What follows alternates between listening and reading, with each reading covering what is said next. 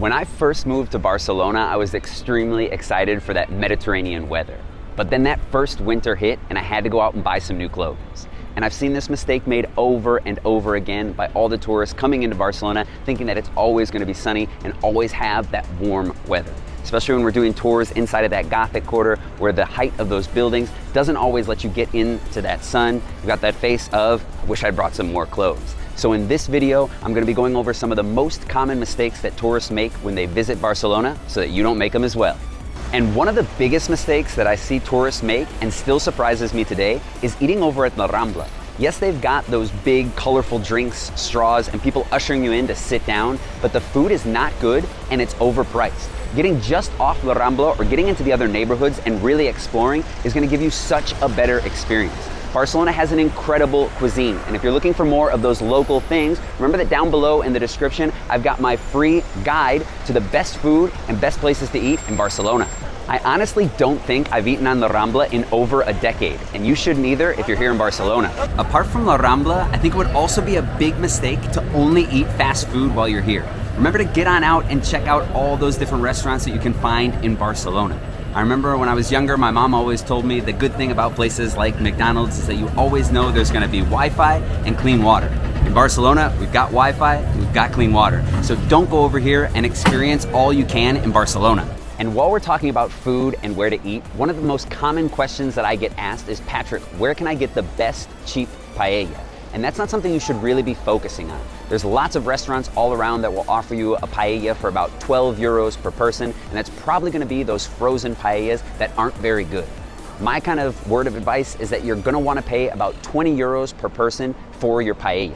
But if you do wanna get a cheaper paella, one little trick is that you can use the menu of the day. And I've talked about this in other videos, but a first plate, a second plate, dessert, bread, and a drink, all for a price of around 10 to 15 euros. On Thursdays, you actually have paella days. So one of those first options in the first plates is gonna be a paella, which allows you to get paella and some other food as well. So don't make that mistake of trying to go cheap on your paella. You can save on other food, and food here in Barcelona isn't that expensive overall. Another one of those more common mistakes and a situation that I find a lot of tourists finding themselves in is not understanding the lunch times or the dinner times here in Barcelona. Lunch is a little bit later, usually around 2 o'clock, but you might find some places starting to serve those lunch menus around 1:30. Even earlier, you're probably not gonna find those lunch services ready for you, so you'll have to wait a little bit. Dinner is gonna be much later, oftentimes at 9 o'clock. I hear a lot of people kind of showing up at 6 or 7 o'clock. 7 o'clock might be the earliest you find some of these restaurants opening back up from that little break. It's not a siesta, but it is that kind of break in service when many of those restaurants will close. Now you will find a lot of places keeping the service for the kitchen over all the time, but some of the most popular places won't be serving dinner at that 7 o'clock time, and you'll have to wait. Maybe 8 or 9 o'clock is a good time to start thinking about eating that dinner. Another common mistake that most people don't think about until it's too late is using the bathroom when you have the opportunity. It's always better to plan ahead and to wait until you need to go. In Barcelona, there's not so many public bathrooms, and most places and restaurants are really gonna reserve those restrooms for their customers, meaning that you'll probably have to buy a water or a quick coffee before using those bathrooms. There are some places that you can use for free if you know the tricks around Barcelona, like getting over to El Corte Inglés on the Porta del Ángel, or even going to the Born Cultural Center where they've got some really nice and clean bathrooms. But one thing that you're definitely not going to want to find yourself in the need for is looking for a bathroom and walking around all of Barcelona. So best thing to do is before you leave a restaurant, before you leave any of those attractions, use that restroom on the way out. You know what? Before we continue filming, I'm actually going to take advantage of the bathroom here. I believe I can fly.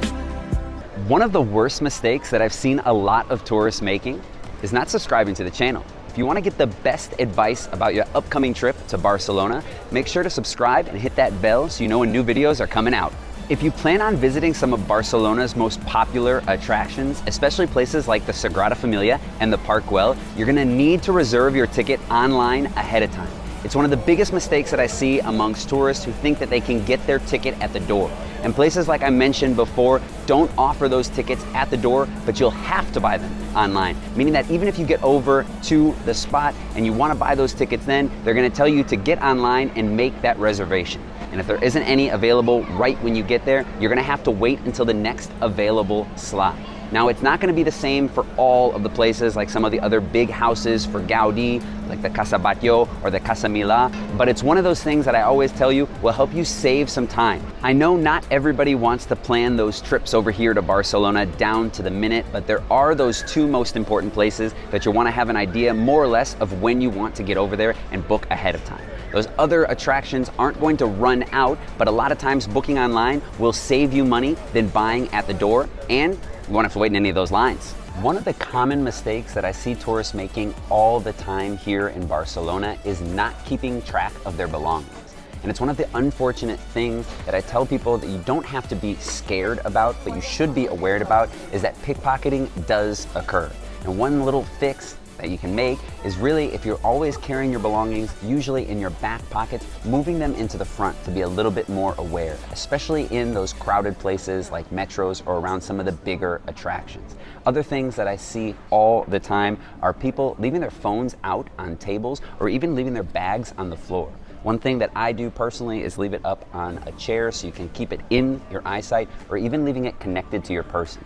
It's those little things that you can do to try to be a little bit more aware of your surroundings and keep all of your belongings safe. One of the other mistakes you see primarily in the summer is people walking around the city without a shirt. Now, it's one thing going over and taking off your shirt at the beach, but walking around in the streets, it's actually not legal to have your shirt off.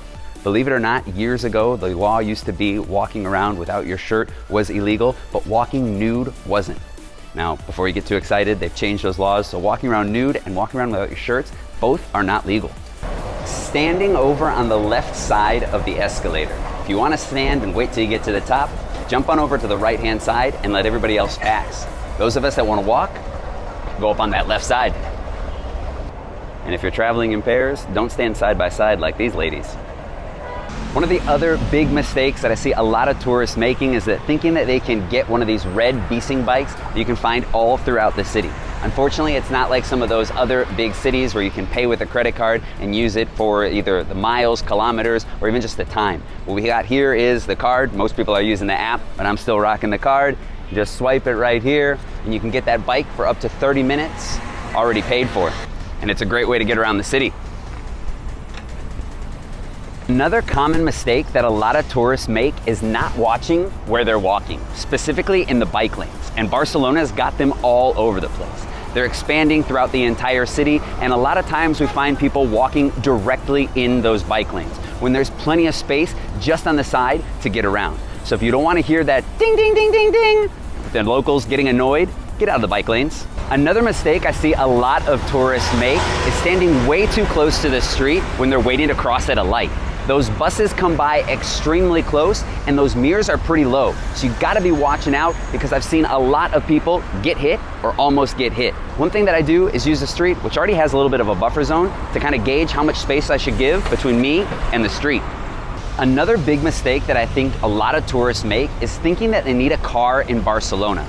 Today, especially with all the construction and changing of the traffic, it's not the best time to have a car. But just in general, Barcelona is not a place to really get around by car. Some of the best things, in fact, like the Gothic Quarter and other parts of the old city, are not even accessible by that car. So you're really just gonna be leaving it parked and paying a lot of money for all of that parking.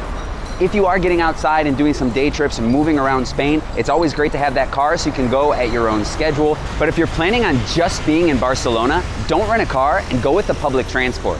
But if you're still not sure about what's the best option for you or how to get those cards, watch this video next where I explain it all.